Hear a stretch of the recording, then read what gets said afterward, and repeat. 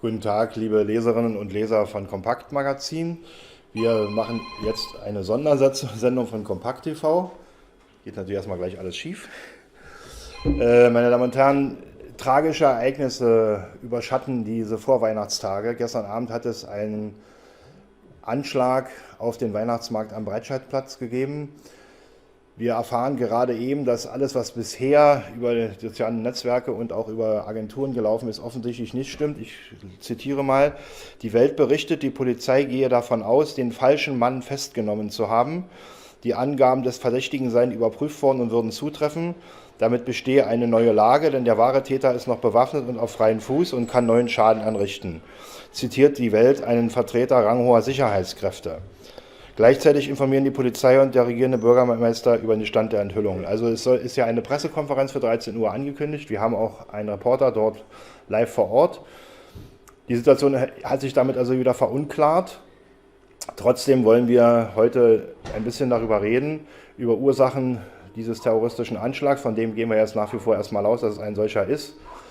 Denn es ist ja ganz offensichtlich so, dass der Ort und der Zeitpunkt symbolüberladen wie kaum etwas anderes sind. Es ist ein Weihnachtsmarkt im Zentrum der deutschen Hauptstadt vor einer christlichen Kirche oder ihrer Ruine. Das heißt, es handelt sich mit sehr hoher Wahrscheinlichkeit bei dieser Symbolüberladung um einen terroristischen Hintergrund, auch wenn die Nachrichtenlage im Augenblick ein bisschen kompliziert ist. Wir versuchen im Laufe der Sendung verschiedene Gäste zuzuschalten. Wir haben auch einen Live-Gast im Studio und versuchen uns einen ersten Überblick zu verschaffen und natürlich auch die Stimme der Wahrheit zu hören, denn wir haben ja schon ein gewisses Mediendesaster gestern Abend erlebt. Auch darüber werden wir noch sprechen, warum die staatlich bezahlten Fernsehsender, die GEZ-abhängigen Fernsehsender erst so spät mit der Berichterstattung begonnen haben und dann in welcher Weise sie auch Bericht erstattet haben. All das wird Thema sein. Wir haben vor, ungefähr eine Dreiviertelstunde zu senden. Ich will vielleicht einige wichtige Sachen nochmal sagen aus den letzten Stunden. Also es ist so, dass das Sicherheitskabinett in Berlin tagt und es ist angekündigt worden vor einigen Stunden ein Besuch von Frau Merkel am Tatort. Frau Merkel hat um 11 Uhr Stellung bezogen. Sie sagt, wir müssen nach dem jetzigen Stand der Ermittlungen von einem terroristischen Anschlag ausgehen. Das ist aber bevor diese Nachricht von eben kam, dass sie eventuell den falschen Täter festgenommen haben. Und sie sagt, es sei schwer zu ertragen, wenn sich bestätigen würde, dass jemand für die Tat verantwortlich sei, der in Deutschland um Schutz und Asyl gebeten habe. Das ist ja auch das eigentliche Problem. Bis vor wenigen Minuten sind die meisten davon ausgegangen, dass es sich um einen pakistanischen oder afghanischen Asylbewerber gehandelt habe bei dem Täter. Das ist jetzt durch die neue Nachrichtenlage offensichtlich obsolet. Da müssen wir also erstmal abwarten. Trotzdem ist natürlich die Frage, warum ist Deutschland ein Terrorziel, eine legitime Frage. Und das wird uns auch am heutigen Tag beschäftigen. Schalten wir erstmal um.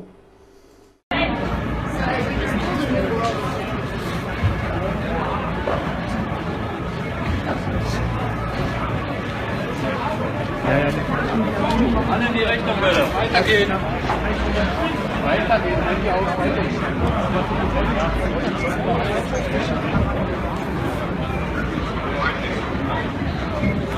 So. Leute, gehen Sie doch alle in diese Richtung. Ja. Appendiert.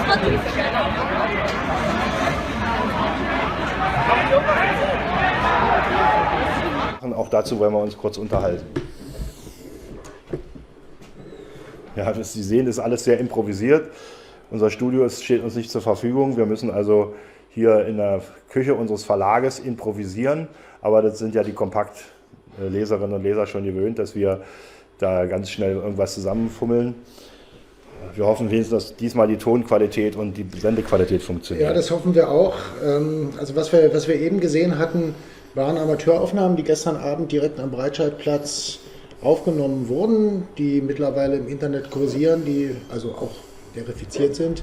So hat sich da abgespielt. Vielleicht um den Zuschauern, die jetzt außerhalb Berlins uns zuschicken, mal einen Überblick von der ganzen Örtlichkeit zu verschaffen. Es gibt ja in Berlin wahrscheinlich Dutzende Weihnachtsmärkte, aber der am Breitscheidplatz im Zoo ist natürlich ja, mit Abstand der prägnanteste, der wirklich in der Innenstadt. In der westlichen City, der wichtigste in der Westcity. Im Osten gibt es ja dann noch einen anderen, viel größeren. Aber in der Westcity ist es der bekannteste auf jeden Fall. Und, als gestern die Nachrichten reinkamen, das waren so 20:30 Uhr etwa, fing natürlich sofort an, sich auch die sozialen Netzwerke zu überschlagen. Man muss sagen, sie war eigentlich am Anfang die wichtigste Informationsquelle. Man muss immer ein bisschen vorsichtig sein, was stimmt da nun? Deshalb habe ich mir jetzt mal bewusst keine Nachrichten rausgesucht, weil die können wir nicht überprüfen, sondern ich habe mir mal rausgesucht, wie wird eigentlich im Netz das Ganze kommentiert. Ja. Und das ist natürlich sehr unterschiedlich und zum Teil auch relativ vielsagend. Beispielsweise gibt es bei Twitter einen Stefan80, der gleich gestern Abend geschrieben hat, warum reden immer alle von mutmaßlichen Attentätern und nie von mutmaßlichen Flüchtlingen? Auch eine Frage, die man vielleicht heute der Kanzlerin oder ihren Ministern stellen könnte und die vielleicht jetzt auch gerade im Roten Rathaus beantwortet wird, wo jetzt in diesen Minuten der regierende Bürgermeister von Berlin, Michael Müller, und die Polizeiführung zur Pressekonferenz zusammensitzen sollen. Wir werden versuchen, nachher nochmal zu schalten. Ebenfalls kritisch äußerte sich ein Nutzer mit dem schönen Namen Dark Side of the Egg. Der schrieb, unsere Familienministerin startet nächstes Jahr eine neue Kampagne gegen rechts, dann wird Deutschland endlich wieder sicherer. Und eine Andrea B. meint, die Tore wurden weit geöffnet, ihr könnt uns nicht schützen, ihr wusstet es, wir bezahlen den höchsten Preis. Auch Migranten sind übrigens zum Teil sehr geschockt und empört über diese Ereignisse. Unter anderem habe ich da einen Tweet von Malik Rias gefunden, der schreibt, ich habe pakistanische Wurzeln und bin Muslim, ich hasse Terror, 1,5 Milliarden Muslime auch. Dazu muss man sagen, zu diesem Zeitpunkt ging man davon aus, dass der Täter eventuell aus Pakistan oder Afghanistan kommt. Das könnte sich jetzt erledigt haben. Es gibt aber auch andere Positionen. Etwa findet man bei Twitter einen Tweet von einem gewissen Sepp1910, der sein Profil mit einem Antifa-Symbol schmückt und er schreibt, die Hater überbieten sich in ihrer Hetze, das ist fast das Traurigste an den Ereignissen. Empörung herrscht auch über einen mutmaßlichen Antifa-Tweet, dessen Authentizität, das will ich aber auch sagen, nicht bestätigt ist. Da steht, wer Muslime ständig provoziert, muss sich über Anschläge wie in Berlin nicht wundern. Da sind wir uns aber relativ sicher, dass das wahrscheinlich ein Fake ist, weil da gibt es einige Indizien. Aber auf jeden Fall wird natürlich auf beiden Seiten jetzt versucht, dieses Ereignis politisch zu instrumentalisieren. Genau. Ich würde einmal vielleicht noch auf die Ereignisse der Politiker gucken. Der erste, der sich gestern geäußert hat, war der AfD-Politiker Markus Pretzell. Der sagte, es sind Merkels Tote. Dafür hat er auch eine Menge Widerspruch geerntet. Und vielleicht wird es das ja auch in einem Gespräch gleich hier vor der Kamera eine Rolle spielen. Auch die linken Fraktionsvorsitzende Sarah Wagenknecht ist relativ schnell an ihren Computer gegangen und sagte, furchtbare Nachrichten aus Berlin. Es gab auch Reaktionen aus dem Ausland. So twitterte die französische Parlamentsabgeordnete Marion Le Pen, Solidarität mit dem deutschen Volk, das vom islamischen Terror schwer getroffen wurde. Und Russlands Staatschef Wladimir Putin sagte jedenfalls nach Angaben seiner Pressestelle, das gegen Zivilisten verübte Verbrechen überwältigt durch seine Härte und seinen Zynismus. Ja, das ist vielleicht auch der wichtigste Punkt. Es ist natürlich ein Anschlag, wenn es dann sich bewahrheitet, dass es einen terroristischen Hintergrund hat, wofür ja sehr vieles spricht. Im Zentrum der deutschen Hauptstadt mit, wie wir jetzt wissen, 12 Toten und mindestens 40 Verletzten. Manche Zahlen gehen auch bis zu 50 Verletzten hoch. Also schon ein Anschlag, der in vielen auch an den Terroranschlag in Nizza im vergangenen Sommer erinnert, wo ja auch in ähnlicher Weise ein großes Fahrzeug in eine Fußgängerzone hineingerast ist, um Menschen zu töten. Diese Ähnlichkeit der Tat und die Symbolhaftigkeit des Ortes, die sprechen für mich mit hoher Wahrscheinlichkeit für einen Terroranschlag, auch wenn der letzte Beweis gerade eben wieder in Frage gestellt worden ist. Und das scheint mir auch das politische Problem zu sein. Ich saß gestern Abend in einer Berliner Kneipe, als die Nachricht über das Fernsehen kam, und zwar war da RTL an. Und als ein Sprecher dann sagte, das war absehbar, dass dieses stattfindet, gab es einen riesen Aufruhr in der Kneipe und die Leute brüllten, Merkel ist schuld. Das ist sozusagen eine authentische Reaktion, die ich selbst erlebt habe. Weil mit der Vorhersehbarkeit oder Absehbarkeit, das ist richtig, die Sicherheitskreise warnen seit Jahren davor, dass wir ein Terrorziel ersten Ranges in Europa sind.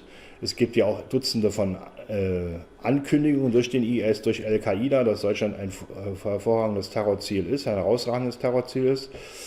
Aber das Problem ist natürlich, das ist kein Naturereignis, kein Vulkanausbruch oder eine Flutwelle, die da über uns hineinschwappt, sondern Ergebnis von Politik. Wir haben uns in diesen Ländern in Kampfhandlungen eingemischt. Wir haben Staaten islamischer Kultur und Tradition geholfen zu destabilisieren als direkte Truppeninterventen oder durch politische Unterstützung von NATO-Einsätzen. Und natürlich haben wir in diesen destabilisierten Ländern auch jede Menge Feinde und Hass hinterlassen.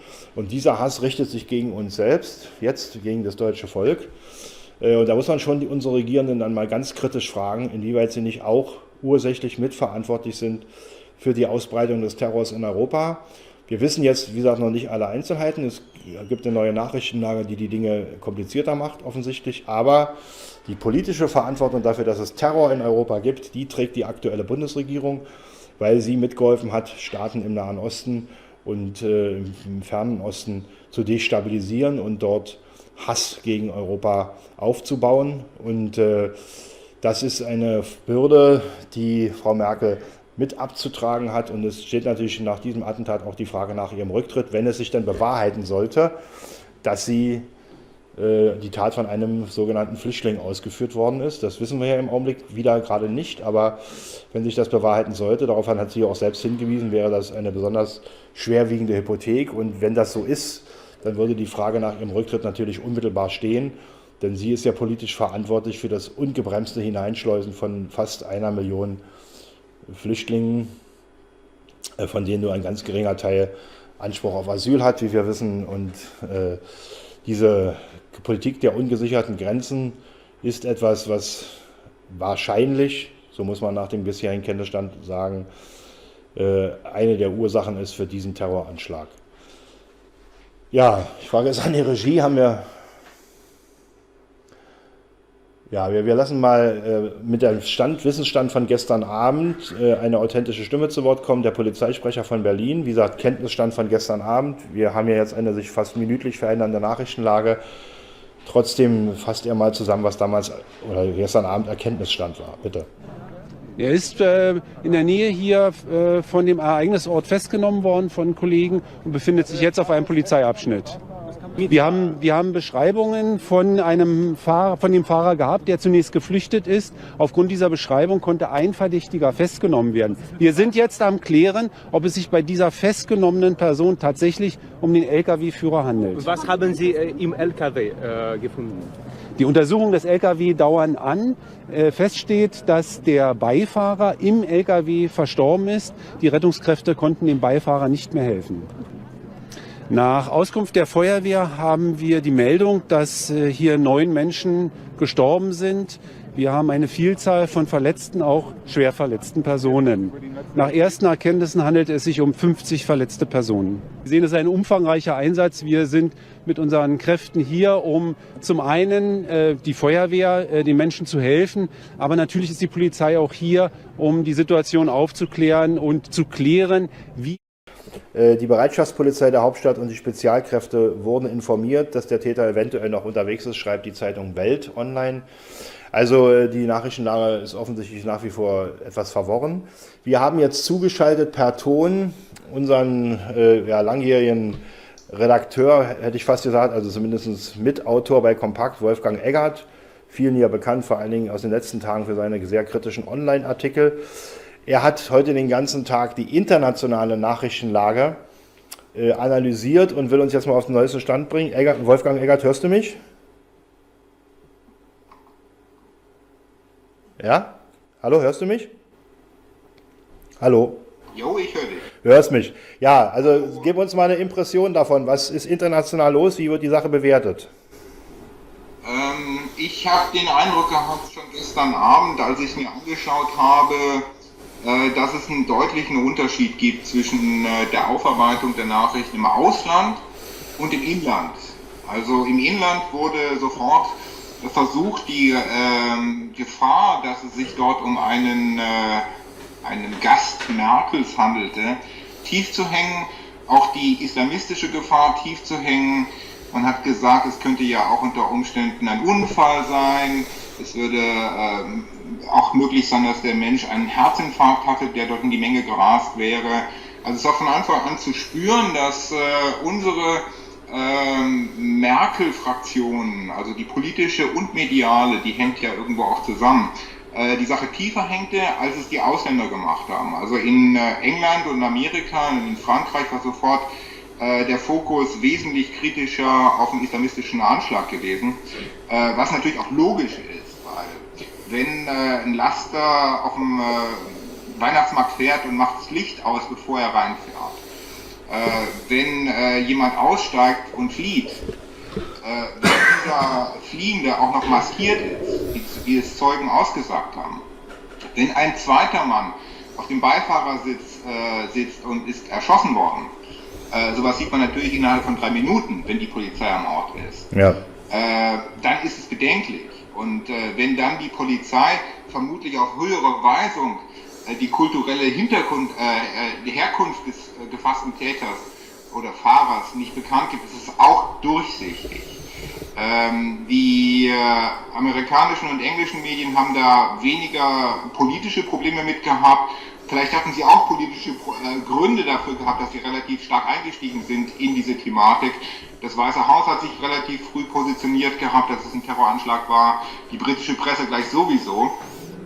Und für meine Begriffe hat beides einen Hintergrund. Beides hat eine Begründung. Sowohl, dass es bei uns eine ganz andere Nachrichtenlage gibt, die es kann ja alles gewesen sein, darauf hinausläuft. Und im Ausland halt eben gerade Angloamerika, dass es heißt, es waren vermutlich islamistische Täter. Es ist ja auch bemerkenswert, dass CNN praktisch fast eine ganze Stunde vorher live in der Berichterstattung auf dem Breitscheidplatz war, bevor überhaupt die deutschen Medien, also vor allen Dingen ARD und ZDF, reagiert haben. Ne?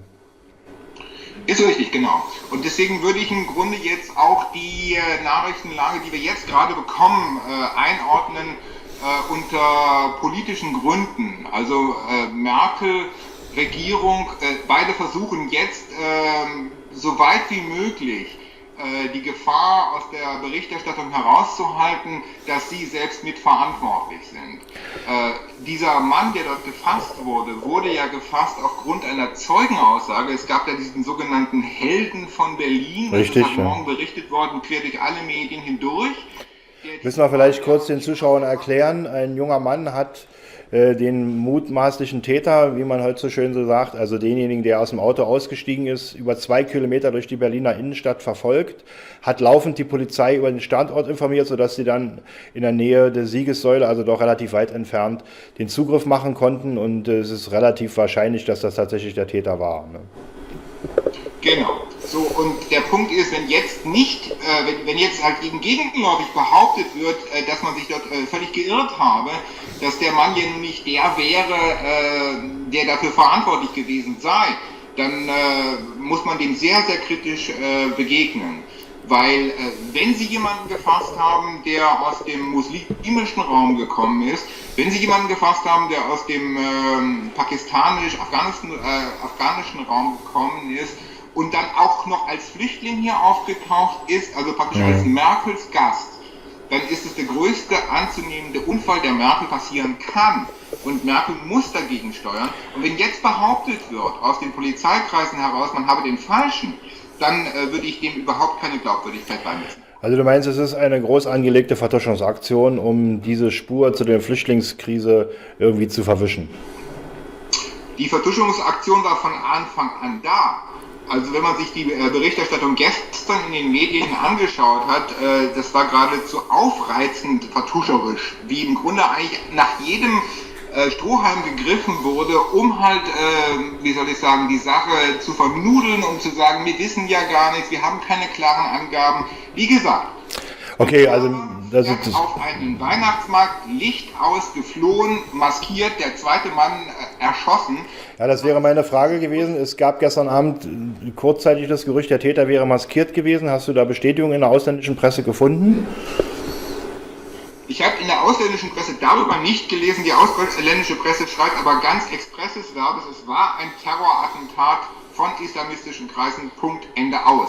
Ja, es gab 2 Auffälligkeiten gestern Abend, die mir in der medialen Berichterstattung aufgefallen sind. Erstens, habe das heute Morgen nochmal nachgeprüft, also hat CNN schon sehr, sehr früh, also etwas mehr als eine Stunde nach dem Attentat darauf hingewiesen, dass es ein Bekennerschreiben oder eine Bekennerinformation des IS gibt. Das ist in Deutschland erst weit nach Mitternacht gemeldet worden.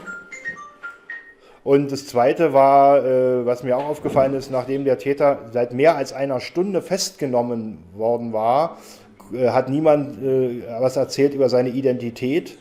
Das fand ich sehr merkwürdig, denn wenn es wie am Anfang vermutet ein polnischer Fahrer gewesen wäre, hätte man das wahrscheinlich innerhalb von Sekunden erfahren. Da wurde ich dann auch schon misstrauisch, dass also man niemand sagen wollte, welcher Herkunft dieser Festgenommene ist, was ja schon sehr, sehr dafür spricht, was du jetzt sagst, eine Vertuschungstaktik. Ne? Ja, wenn man jetzt im Grunde sich wirklich objektiv informieren will, oder zumindest halbwegs objektiv, darf man keine deutsche Presse lesen. Jetzt muss man unbedingt die englische oder amerikanische Presse lesen, wo wirklich punktum nichts anderes drin steht als mit Belegen halt eben, denn auch immer wieder, dass es ein islamistischer Anschlag gewesen ist. Die Frage, die sich mir natürlich wiederum dadurch stellt, ist, warum setzen sich halt eben die Angloamerikaner so stark auf dieses Bett drauf, was natürlich auch bereitet ist. Das Bett ist im Grunde aufgeschlagen, man braucht nur noch einzusteigen, die Sache ist komplett durchsichtig. Aber dass sie so stark gegen Merkel vorgehen, das ist ja klar. Also gestern Nacht, man kann davon ausgehen, spätestens um 11, hat das Bundeskanzleramt halt eben die Verbündeten angerufen und gesagt, hängt die Sache erstmal tief, wir wissen jetzt noch nichts oder wir wollen jetzt auch nicht mehr wissen. Was jetzt halt eben gerade passiert, ist für uns halt der größte anzunehmende Unfall. Es darf nicht rauskommen, dass das jetzt im Grunde ein islamistischer Anschlag gewesen ist von einem Flüchtling. Das würde der Regierung sagen. Solche Gespräche finden 100% statt zwischen Verbündeten und trotzdem hat der französische Staatspräsident halt eben kondoliert, trotzdem hat Nizza kondoliert, das ist auch sehr, sehr durchsichtig, wenn Nizza, die Stadt, wo halt eben der Anschlag gleicher Art stattgefunden hat, kondoliert, dann spricht das Bände. Wenn das Weiße Haus gestern Abend noch sagt, es war ein Terroranschlag, dann spricht es Bände. Und wenn die israelische oder die englische Presse ganz klar in die gleiche Kerbe haut, dann ist es im Grunde eigentlich Merkel in den Rücken gefallen. Und hier bestehen vollkommen andere Interessen in den politischen Lagern quer durch Europa oder in der Welt.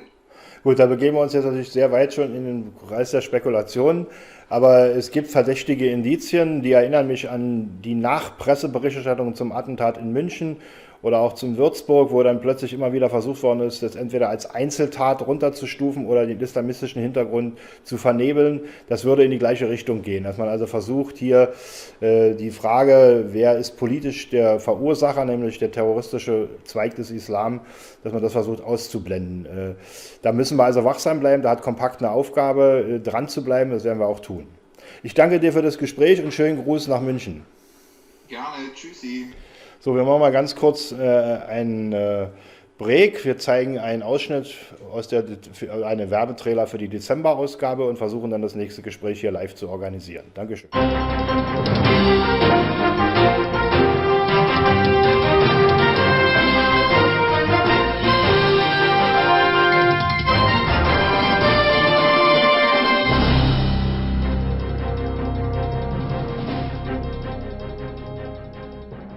Er hat es tatsächlich geschafft. Donald Trump wird 45. Präsident der Vereinigten Staaten. Gegen Establishment und Lügenpresse setzte sich der 70-Jährige im November gegen Hillary Clinton durch. Natürlich ist die Schicksalswahl jenseits des Atlantik Titelthema des Kompakt-Magazins. Dabei lautet die wichtigste Frage, was bedeutet das neue Staatsoberhaupt für Deutschland? 2017 heißt es das Trump-Modell gegen das Merkel-Modell. Indem Merkel jetzt wieder antritt als Bundeskanzlerin, hat sie ihren Untergang besiegelt. Und ich habe irgendwie den Eindruck, das Establishment hat noch gar nicht so richtig verstanden, was da eigentlich passiert ist. Stehen wir am Anfang vom Ende der Globalistendiktatur? Vielleicht. Eins ist jedenfalls sicher, der Wahlsieg von Trump kann ein Signal des Völkerfrühlings auch in Europa sein. Let's make America great again, sagt Donald Trump, und wir von Kompakt schließen an mit dem Slogan Let's make Germany free again. Getroffen haben sie sich noch nicht. Aber auch Angela Merkel wird nun nicht mit ihrer Busenfreundin Hillary Clinton, sondern mit Trump zusammenarbeiten müssen. Mindestens bis September, aber vielleicht auch länger. Mutti Merkel will noch mal antreten? Soll sie. Dann wird sie beim nächsten G7-Treffen mit Präsident Trump und Präsidentin Le Pen zu tun haben. Mal sehen, ob sie das schafft. Nach der US-Wahl heißt die Devise, jetzt trampen wir die Merkel. Und die neue Ausgabe von Kompakt Magazin hat alle Argumente dafür. Und die Medien? Für sie war der exzentrische Milliardär das Feindbild schlechthin. Doch verhindern konnten sie Trump nicht. Ein Bankrott der bunten Hofberichterstatter? Die dämlichen Visagen auch bei unseren GEZ-Medien, die haben wir ja verfolgen dürfen. Da war ja ein Gesicht trauriger als das nächste. Eins können wir jetzt schon mit Gewissheit sagen, Trumps Triumph ist eine krachende Niederlage der Lügenpresse. Umso mehr das Establishment Atombomben Hillary zum Sieg herbeischrieb, umso mehr Wähler wandten sich von ihr ab. Und das berichtet Kompakt zu Donald Trump. Wir haben 20 prall gefüllte Seiten zum Thema Trump, unter anderem ein Beitrag auch von Alexander Dugin, dem Chefideologen von Putin, und von Nadja Atwal, die als einzige Deutsch-Amerikanerin im deutschen Fernsehen pro Trump sprechen durfte. Verpassen Sie diese Beiträge nicht. Außerdem im neuen Kompakt-Magazin, wie die politisch korrekten Weihnachten verbieten wollen, weshalb Berlins Bezirk Neukölln inzwischen das Kalifat Neu-Aleppo ist und warum die USA einen Putsch auf den Philippinen planen könnten. Im Dossier erfahren Sie alles zur Kompaktkonferenz für die Meinungsfreiheit. Und wir erklären Ihnen, warum die Intellektuellen bescheuert sind. Kompakt erhalten Sie im Abo oder am Kiosk.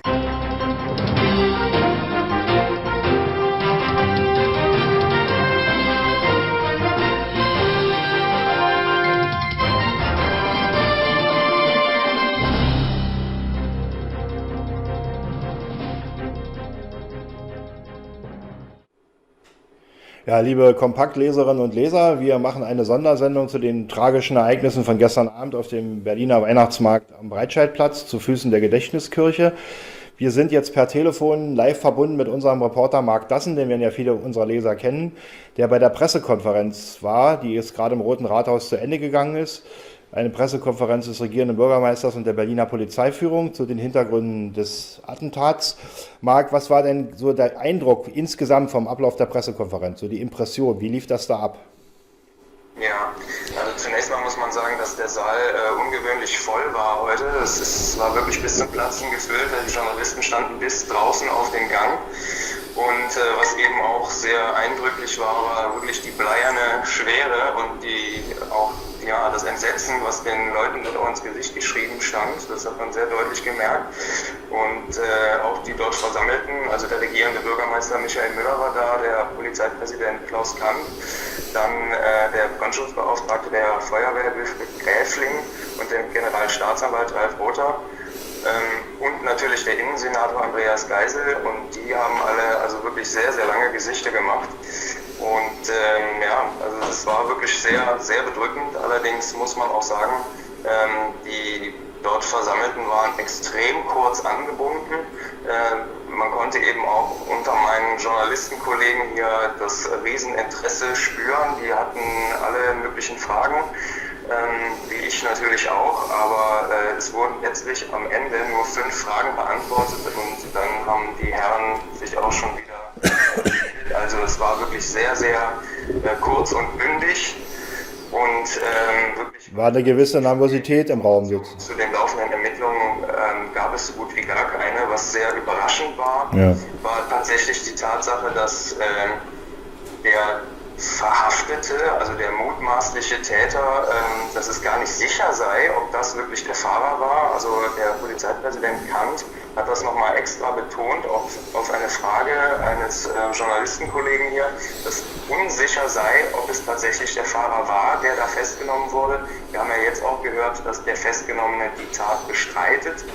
Und insofern habe ich ein bisschen den Eindruck gehabt, dass der Verhaftete, der also ja Pakistaner sein soll, der auch als Flüchtling nach Deutschland gekommen ist, dass der als Täter oder als Verdächtiger da irgendwie aus dem Verkehr gezogen werden soll.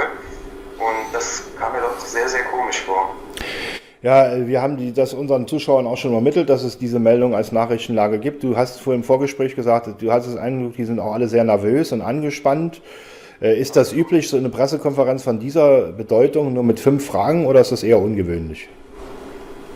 Ich muss nochmal wiederholen, das habe ich nicht richtig verstanden. Ist das eher ungewöhnlich, dass die Pressekonferenz nur 5 Fragen zugelassen hat, oder ist das normal bei sowas?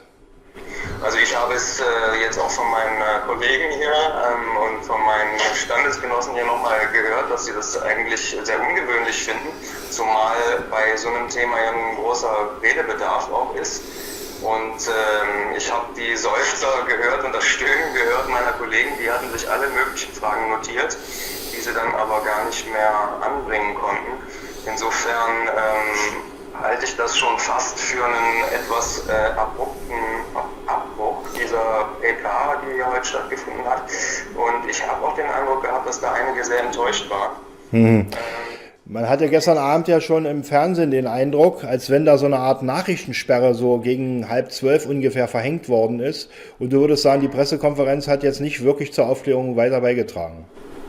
Nee, überhaupt nicht. Also es ist auch sofort schon zu Anfang auch von Herrn Geisel, dem Innensenator, gesagt worden, dass er zu den aktuellen weiteren Ermittlungen jetzt im Detail nichts weiter sagen wird. Das Einzige, was mir jetzt als ich sage jetzt mal deutliche Wortmeldung oder als deutliche Aussage aufgefallen ist, ist, dass man wenigstens, zumindest in Geisel, wenigstens von Terroristen spricht.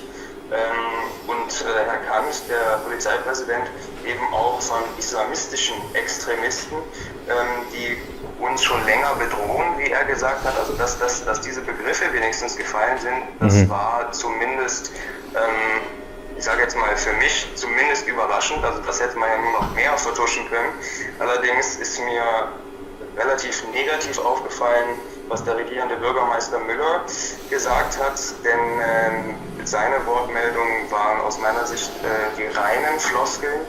Er hat da von Feinden der Demokratie gesprochen. Er hat natürlich, was er tun muss, die Einsatzkräfte gelobt und hat von der weltweiten Anteilnahme gesprochen, die er jetzt als Bürgermeister, die ihm auch zuteil wird von allen möglichen Städten der Welt. Der hat dann auch den Medien gedankt, weil sie so seriös mit der Sache umgegangen seien, weil dort keine Gerüchte verbreitet worden seien. Und was dann eigentlich der zentrale Satz war eigentlich, dass er gesagt hat, dass das friedliche Zusammenleben aller Nationen in Berlin weiterhin so gelebt werden wird, wie wir das alle kennen. Also das klang aus meiner Sicht, oder das klang in meinen Ohren, wie ein Plädoyer dafür, die Multikulti-Ideologie weiterzutragen und zu bewahren. Und es war eben kein Wort davon, dass eben genau auch diese Politik mit zu diesen tragischen Vorfällen immer wieder führt. Also das ist komplett weggedrückt worden. Es gab gestern Abend die Meldung, dass der Täter eine Maske getragen haben soll. Wurde dazu heute was gesagt? Leider nicht, nee, das war auch eine Frage, die ich gerne gestellt hätte. Das konnte leider nicht mehr geklärt werden. Okay, also du würdest sagen, relativ unbefriedigend. Gab es dann wenigstens die Vertröstung auf einen weiteren Termin, wo dann weitere Erkenntnisse der Bevölkerung zur Verfügung gestellt werden, oder wurde alles im Nebel gelassen? Es wurde verwiesen auf einen Gottesdienst, der heute um 18 Uhr nochmal stattfinden soll. Es wurde verwiesen auf eine Veranstaltung, die später am Brandenburger Tor auch in Richtung Trauerveranstaltung stattfinden soll. Aber die weiteren Ermittlungserkenntnisse, auf die wir jetzt da wurden wir doch sehr vertröstet. Und auch der Herr Rother, der Generalstaatsanwalt, hat auch nochmal auf eine Pressekonferenz hingewiesen, die der Generalbundesanwalt später selber noch einrichten wird und noch halten wird, wo es dann weitere Informationen zum Ermittlungsstand geben soll. Mehr weiß ich jetzt von der Stelle leider auch nicht. Es gibt die Nachricht, dass Frau Merkel heute Nachmittag den Tatort besuchen will. Kannst du das bestätigen? Gab es da eine Information? Nee, das habe ich nicht gehört. Also ich werde selber später nochmal am Tatort sein und mich dort umsehen und auch mit unserem Chefredakteur sprechen. Vielleicht kann ich bis dahin noch was Genaueres rausfinden. Ja, das ist ein Hinweis an unsere treuen Leser. Jürgen Elsässer wird nach Ende unserer Sendung versuchen, live vom Tatort, also vom Breitscheidplatz über Facebook, mit einem Stream zu berichten, was dort los ist, wer sich dort abspielt, vielleicht auch von dem geplanten Besuch der Kanzlerin.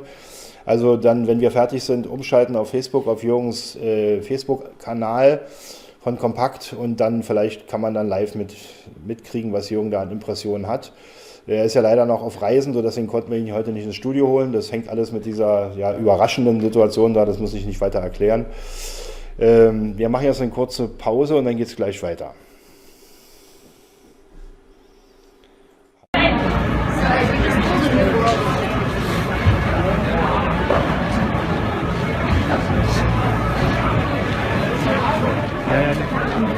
Alle in die Richtung bitte. Weitergehen.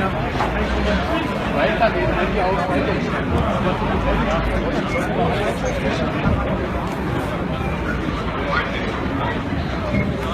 So. Leute, gehen Sie doch alle in diese Richtung.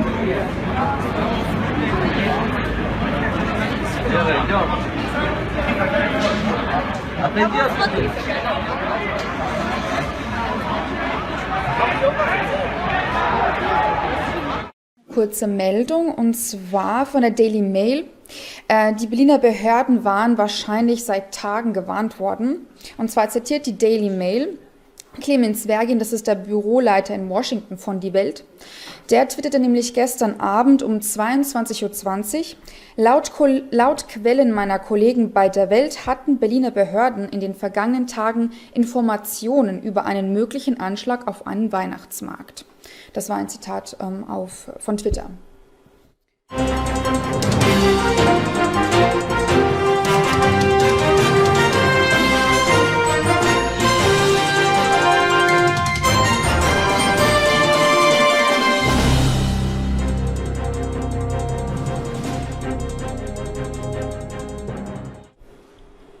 Ja, liebe Kompaktleserinnen und Leser, Sie sehen, ich habe einen Gast im Studio. Viele kennen Frau Bessin ja schon, Birgit Bessin, parlamentarische Geschäftsführerin der AfD-Fraktion im Brandenburger Landtag. Wir sind ja hier, wie Sie alle wissen, in Werder mit unserem Verlag und haben uns gesagt, wir holen jemanden von der Regionalpolitik von der AfD für eine erste Stellungnahme. Die Nachrichtenlage ist sehr verworren im Augenblick und verwirrt sich im Augenblick noch mehr. Trotzdem gibt es sowas wie eine politische Bewertung. Wie schätzt die AfD dieses Verbrechen, muss man ja wahrscheinlich sagen, in jedem Fall, ob nun ein Anschlag oder nicht, auf jeden Fall ein Verbrechen ein? Ja, also erstmal herzlichen Dank für die Einladung heute und die Möglichkeit, hier auch mal ein Statement der Alternative für Deutschland abzugeben. Dieses Verbrechen, was wahrscheinlich die meisten von Ihnen gestern Abend live verfolgt haben, ist an Schrecklichkeit eigentlich kaum zu überbieten. Wir sind alle in wenigen Tagen, wissen wir alle, ist Weihnachten. Wir sind alle dabei, uns auf Weihnachten einzustimmen. Viele sind auf Weihnachtsmärkten unterwegs, wollen Weihnachtsmärkte demnächst besuchen oder haben schon einen Weihnachtsmarkt besucht und wissen, was dort für schöne Stimmung, für Gelassenheit manchmal herrscht. Und man die Zeit genießt, sich auf die schönen Tage, die in Kürze anstehen, einzustimmen. Die Leute, die dort in den Weihnachtsbuden versuchen, dieses Gefühl zu vermitteln, die wurden gestern genauso wie die Besucher hinterrücks angegriffen. Es war ein feiger Anschlag auf diesem Weihnachtsmarkt am Breitscheidplatz, bei dem leider viele Menschen getötet wurden und noch mehr Menschen verletzt wurden. Und als allererstes gilt es erstmal, den Familien und den Angehörigen das Beileid auszusprechen und den Verletzten natürlich zu wünschen, dass sie recht schnell alle wieder ganz gesund werden und auch keine bleibenden Schäden hinterlassen. Das ist also das Erste und das Wichtigste, dass wir uns da den Menschen widmen. Und die Politik, die kommt dann natürlich erst im zweiten Step. Es ist ein sehr trauriger Tag gestern gewesen. Viele, die dann erst heute Morgen davon erfahren haben, werden wahrscheinlich heute auch den Tag relativ ruhig begehen. Selbst der Bundesinnenminister hat ja schon bestätigt, dass es sich um einen Anschlag gehandelt hat. Auch die Kanzlerin hat erstaunlicherweise sich ähnlich ausgedrückt.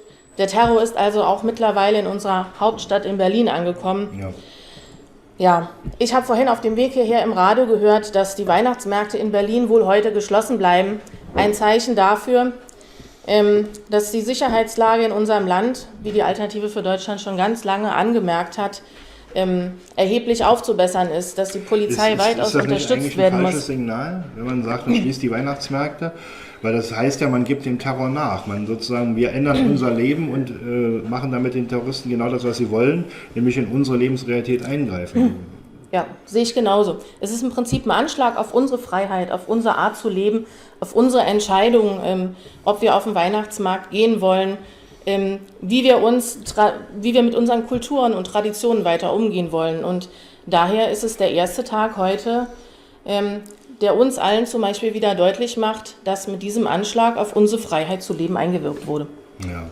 Und ich finde das auch wieder eine obrigkeitsstaatliche Lösung. Ne? Also man verbietet es einfach, ohne die Debatte erstmal abzuwarten. Ja. Natürlich, die Sicherheitsaspekte spielen eine Rolle, das muss jeder selber entscheiden, ob er dann in so einer Situation auf den Weihnachtsmarkt geht. Aber es einfach zuzumachen, heißt wieder den Bürgern die Entscheidung abnehmen, die Eigenverantwortung abzunehmen und sozusagen per Staat zu entscheiden.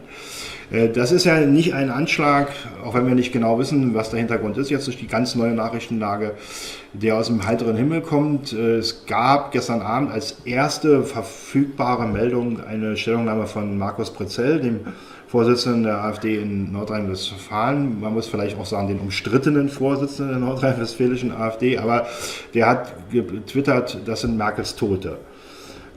Sagst du das auch oder ist das komplizierter?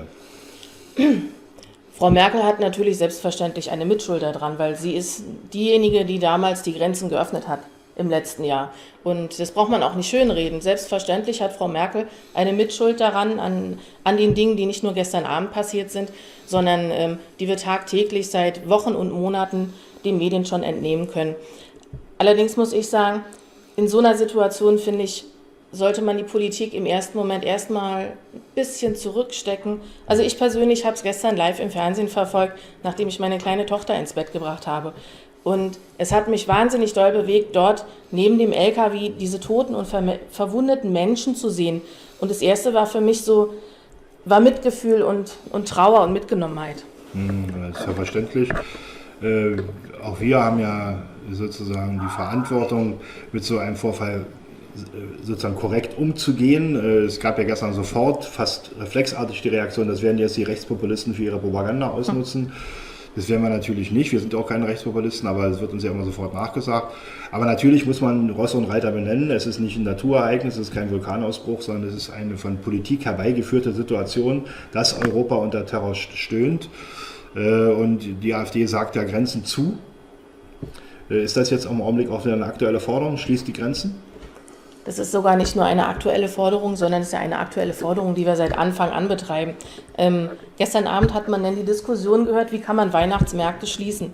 Da wurde dann darüber gesprochen, man müsste jetzt Poller um die Weihnachtsmärkte errichten. Also ich wüsste nicht, wenn jetzt jemand mit einer Waffe auf den Weihnachtsmarkt will, was ein Poller davon abhält. Wir brauchen einfach mehr Sicherheit in diesem Land. Sicherheit für unsere Bürger, das ist eine Staatsaufgabe und es fängt damit an, dass wir viele tausende Menschen in unser Land gelassen haben und teilweise gar nicht wissen, wer befindet sich in unserem Land. Und die erste Maßnahme muss sein, dass die Grenzen geschlossen werden, die Sicherheitskräfte unterstützt werden und das Sicherheitspersonal in Massen erhöht wird, damit das Sicherheitspersonal unter normalen Bedingungen auch richtig arbeiten kann. Gut, aber ich verstehe dich auch so, natürlich ist nicht jeder Flüchtling unter Generalverdacht, das ist eine kleine Minderheit, aber man muss alles dafür tun, von Staatsfähigen zu wissen, wer kommt rein, wer ist das und was hat er eventuell vor.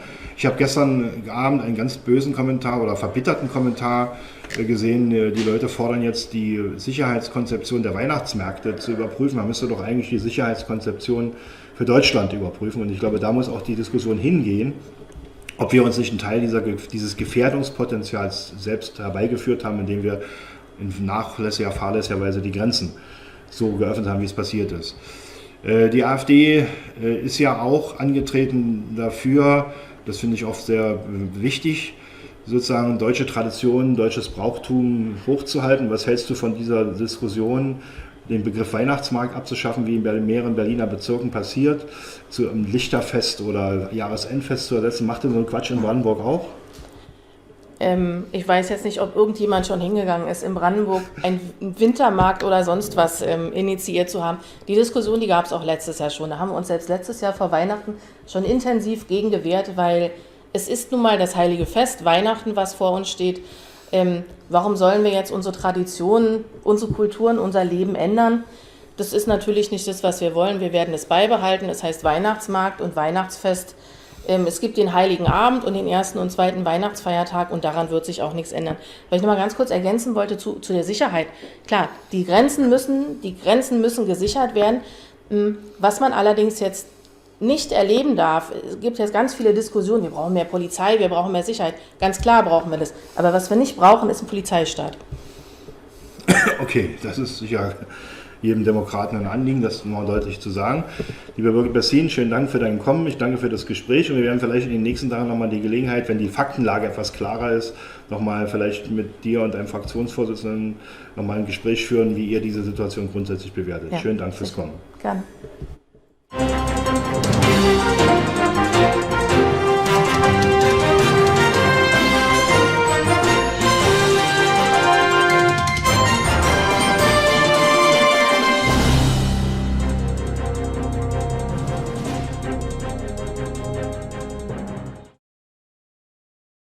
Okay, wir sind in 3 Sekunden live auf Sendung.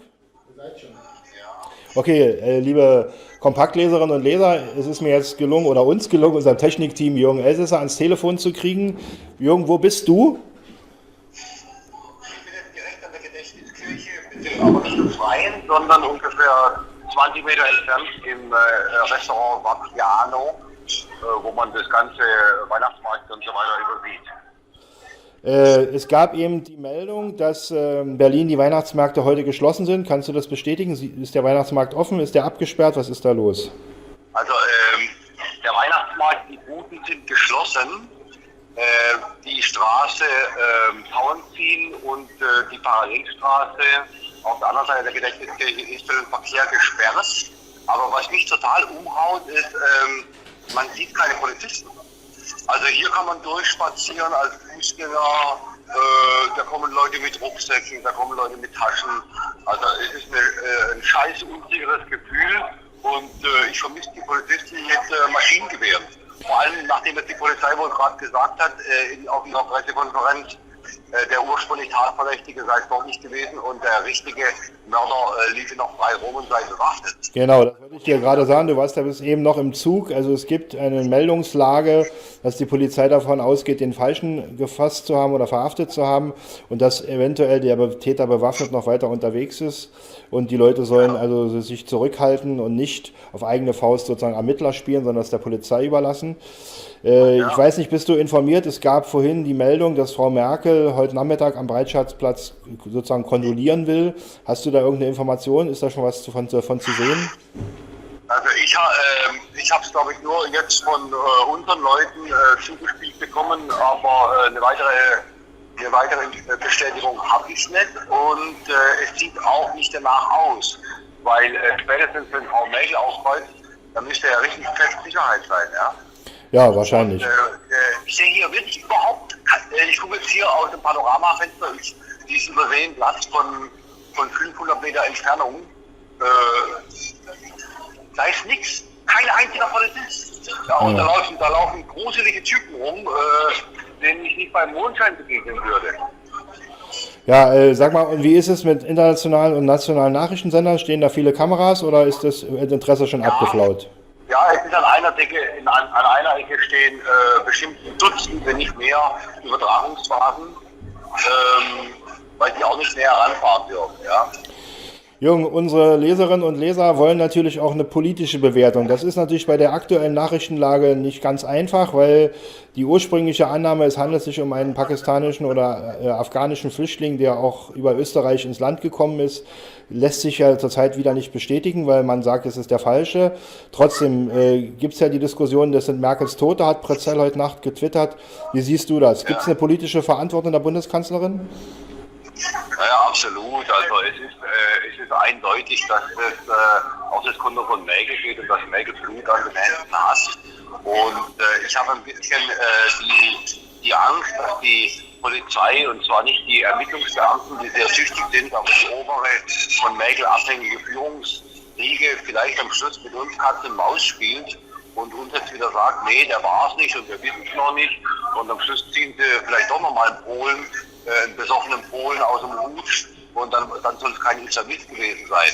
Also auf den Blödsinn dürfen wir uns gar nicht einlassen, denn Tatsache ist,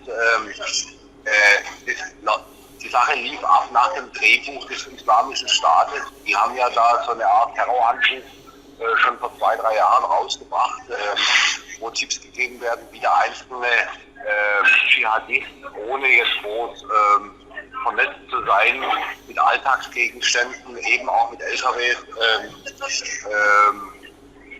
Terroranschläge verüben kann. Und diese Muster folgt es absolut. Und es ist ja im Grunde ein Remake von Nizza. Also Ja. da brennt gar nichts an, ja. Gut, Jürgen, du bist relativ schwer vom Ton zu verstehen, deswegen, ich hätte noch eine Menge Fragen, aber das lassen wir jetzt mal, weil das für unsere Zuschauer wahrscheinlich sehr anstrengend ist. Also, Du wirst dich ja in den nächsten Tagen und Stunden noch zu der Sache äußern können, auf unseren Blogs und bei Facebook und so. Wir machen jetzt erstmal hier Schluss. Ja, hast du noch was Wichtiges? Bitte eine Sache, zwei Sachen sind auch wichtig. Wenn ich jetzt schon mal hier bin an der Gedächtniskirche, will ich nachher versuchen, ich würde mal sagen, in einer viertelhalben Stunde, also ungefähr um 14:30 Uhr, von hier aus einen Livestream zu machen. Haben wir unseren Besuchern schon mitgeteilt. Das haben wir schon über den Sender gegeben. Ja, und habt ihr auch schon mitgeteilt, die Sache, dass morgen eine größere Aktion stattfinden soll, 18 Uhr am Kanzleramt, die auch von Höcke, Gauland, Brockbrot unterstützt wird und von 1% veranstaltet.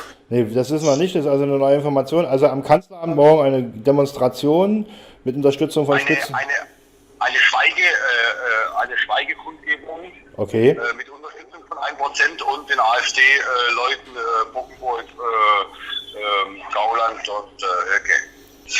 Okay, danke für die Info. Ich werde das gleich nochmal wiederholen für unsere Zuschauer, die das vielleicht nicht so gut verstanden haben.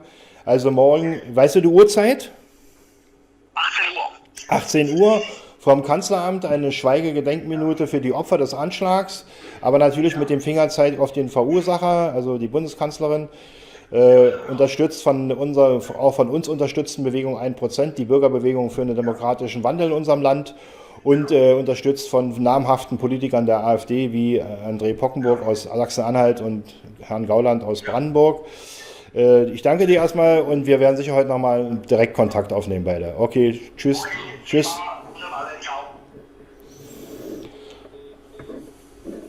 So. Meine Damen und Herren, es gibt noch ein Thema, was wir ein bisschen kritisch beleuchten weil es uns auch in den ganzen letzten Stunden sehr stark bewegt hat. Das ist das Thema der Berichterstattung in den deutschen GEZ-Medien. Ich will dazu kurz auch meine persönliche Meinung sagen. Es war schon sehr auffällig, dass der amerikanische Nachrichtensender CNN praktisch mehr als eine Stunde, bevor die ersten Bilder und Nachrichten im deutschen Fernsehen, also ARD und ZDF zu sehen waren, live vom Tatort berichtet hat. Auch mit einer sehr klaren Einschätzung, mit Augenzeugen-Interviews und dass die ARD dann eigentlich erst gegen oder nach 21 Uhr mit einem Ticker und dann später mit einer Live-Sendung und sogar das ZDF erst zum Heute-Journal um 21:45 Uhr berichtet hat. Also es findet in der deutschen Hauptstadt ein schwerer Anschlag statt, wo relativ schnell klar war, dass es sich wahrscheinlich um einen Anschlag handelt, mit damals noch 12, damals noch 9, jetzt inzwischen 12 Toten. Und die deutschen Medien brauchen über 2 Stunden, um da sozusagen an Bord zu gehen und das zu berichten. Das sind die gebührenfinanzierten, GEZ-finanzierten Medien. Und was mir besonders schlecht aufgestoßen ist, schon eine Stunde nach Beginn der Berichterstattung begannen Relativierungen. Es wurde von mutmaßlich geredet, es wurden verschiedene Tätertheorien entwickelt, die von dem eigentlichen islamistischen Hintergrund ablenken sollten. Also ein Muster, was wir auch bei anderen Terroranschlägen hatten. Darüber gibt es in den sozialen Netzwerken eine sehr breite Diskussion. Und es wird jetzt also immer deutlicher, diese Frage viel härter zu stellen, wie die AfD angefangen hat, wie viele Bürgerbewegungen angefangen haben. Wie lange wollen wir uns dieses gebührenfinanzierte Lügenfernsehen eigentlich noch leisten? Selbst die nicht gebührenfinanzierten Medien waren zum Teil schneller, N24, NTV und so weiter waren viel schneller, auch aktueller in den Berichterstattungen. Und ein zentrales Argument für das gebührenfinanzierte Staatsfernsehen ist ja die Pflicht zur neutralen und öffentlichen Berichterstattung. Also da haben sie gestern ihren Auftrag komplett verpatzt. Und ich finde, dass das auch ein Thema sein sollte. Vielleicht muss man wirklich mal eine Demonstration am Reichstagsufer machen, um diesen Leuten mal klarzumachen, dass also vor der Hauptstadtstudio der ARD, um klarzumachen, dass unsere Menschen, die Menschen in diesem Land nicht bereit sind, für ein Fernsehen Gebühren zu entrichten, was seinem Informationsauftrag, seinem gesetzlichen Informationsauftrag so schlampig nachkommt. Jetzt sehe ich gerade, Katrin kommt mit einer neuen Meldung, bitte. Ja, wir haben hier noch was aus dem Internet. Und zwar deutschsprachige Anhänger des Islamischen Staates rufen auf ihren sozialen Netzwerken zur Nachahmung der gestrigen Terrorfahrt auf. Und das berichtet Bild Online. Nur 1,5 Stunden nach dem Anschlag auf den Berliner Weihnachtsmarkt rief ein deutschsprachiger ISIS-Dschihadist an die Mitglieder seines Kanals, Zitat, Diese Art von Anschlägen kann der Feind niemals stoppen. Du brauchst nichts mehr als einen Wagen, sei es LKW oder PKW, und dann eine richtige Absicht und eine Kufarmenge. Bei aller diese Operationen lassen den Feind erschrocken und terrorisiert zurück. Wer setzt also fort und rast in das nächste Weihnachtsmarkt? Lasst die Kuffar diesen Weihnachtsmarkt niemals vergessen, o Löwen des Islams. Tja, selbst wenn es nur ein Trittbrettfahrer war, das zeigt die Ideologie, das zeigt, wie gefährlich der Islam ist. Wir werden also auch weiter mit dieser Bedrohung leben müssen. Entschuldigung, aber ich bin schwer erkältet. Meine lieben Zuschauer, liebe Kompaktleserinnen und Leser, das war unser erster Versuch einer Live-Berichterstattung zu diesem Thema. Versuch deshalb, weil natürlich die Nachrichtenlage nach wie vor etwas unklar ist. Wir haben versucht, Ihnen alles das zu ermitteln, was aus unserer Sicht gegen die regierungsamtliche schon beginnende Vertuschungsstrategie spricht. Wir bleiben am Ball. Kompakt wird wie immer der Wahrheit verpflichtet berichten, Widersprüche in der Propaganda aufdecken. Und ich wünsche Ihnen trotz dieser tragischen Ereignisse allen ein friedliches, gemeinsam mit Ihrer Familie schönes Weihnachtsfest und einen guten Rutsch ins neue Jahr. Dankeschön.